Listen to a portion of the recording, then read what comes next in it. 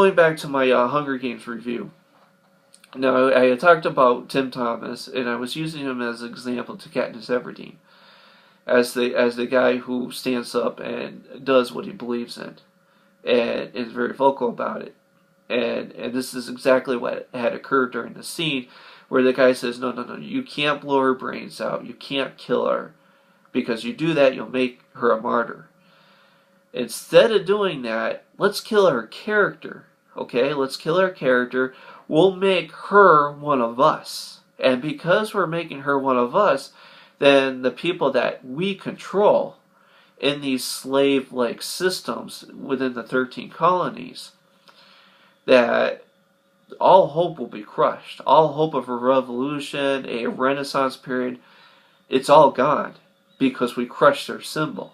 They crushed their final hope of putting together a society, a sustainable society that everybody can live in and be free and not have to deal with the kind of oppression that they're dealing with under this dictatorship that is portrayed within this movie. So that, I know this isn't an overly glamorized review of this film. Those are just a few scenes that I saw and I wanted to point out. And now that I'm doing a part 2, which I had not intended to doing because I was afraid to go over that 10-minute mark, I will mention one other scene.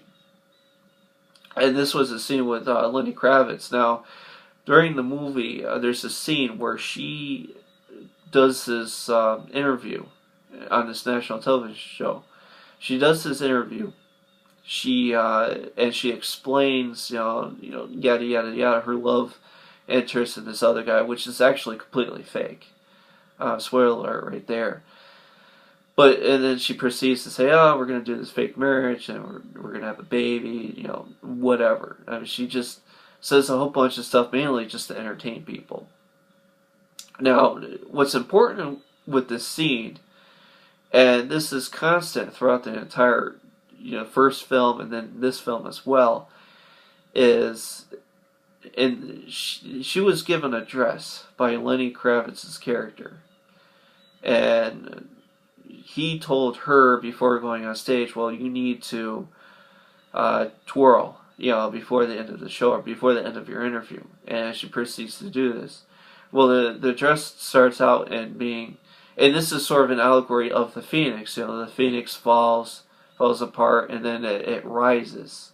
It burns apart, and then it rises and turns into something else.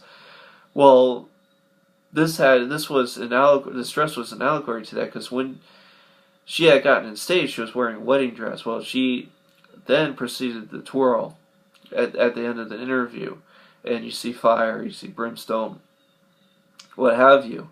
And then at the end of her twirl, her dress goes from a wedding dress, and it turns into a dress to make her appear as though she's a bird. And she's got, these interesting wings that's attached to her arms, and it makes it look like she's about ready to fly off stage and to escape.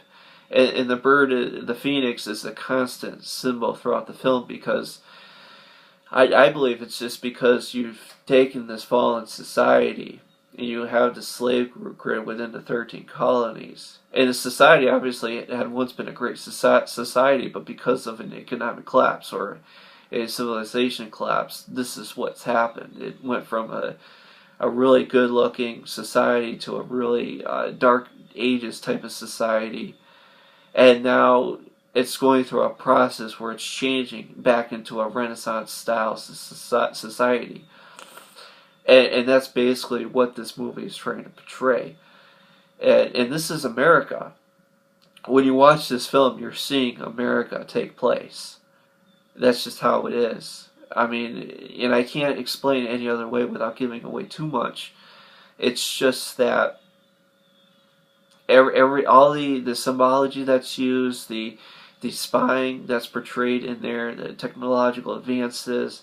In the first film, they had genetically modified bees, and they were, we got genetically modified bees. We're going to send them out into this environment, and we're going to tweak the games. And for those who don't know and are not privy to the book nor the films, the Hunger Games, and I probably should have mentioned this in the first video, but the Hunger Games is about it's about these 13 colonies, and what they do is they take a boy and a girl from each colony. So each colony has 2 contestants, 1 boy and 1 girl. You have about 13 times 2, that's 26 contestants. What they do is they compete, they kill each other, and the last person to survive is the winner. Excuse me. So anyways, that's pretty much just the rundown summary of that. Just to give you an idea of what's going on there, which is, of course, an allegory of the Hunger Games here in the United States. When you're just everything from sports, from the movies that we watch, from overall society. The jobs that we have. People who do hold a job. You do it everything that you absolutely can to keep it, because if you lose it, well, it might take a few years to even find another one. So you might go out and do immoral things just to keep that job, even though that in the long run you could get in a lot of trouble. And I'm talking for people who might have experience in being a police officer, or who had some power on some level in government, who've had this experience before.